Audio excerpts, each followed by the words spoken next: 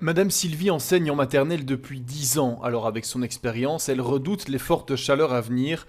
L'enseignante témoigne pour nous en gardant l'anonymat. Le vivre en vrai et voir les enfants dans un état pitoyable, c'est vraiment pas drôle.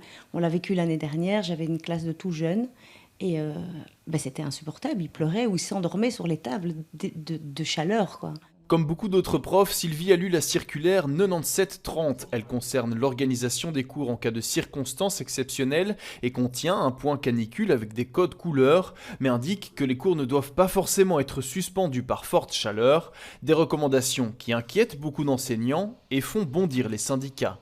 Il y a plein d'incohérences à l'intérieur. Il y a même une possibilité encore de travailler à 40 degrés dans la classe, c'est-à-dire quand la température est supérieure à la température corporelle. Donc cette circulaire, c'est juste pas possible.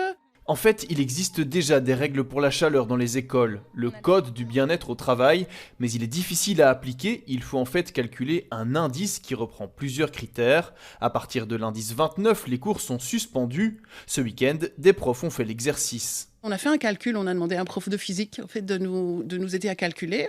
Et on a fait une estimation en tenant compte de toute une série d'éléments, mais fourchette basse en fait. Et on a pris les mesures météorologiques de demain.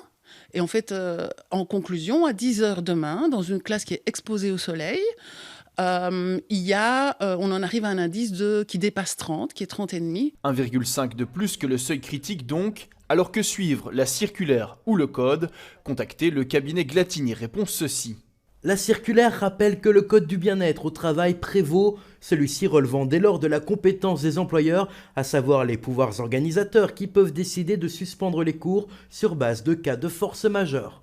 Bref, cela va se passer au cas par cas, mais les syndicats comptent récolter des données et intervenir auprès des pouvoirs organisateurs pour faire suspendre cours et examens quand c'est nécessaire.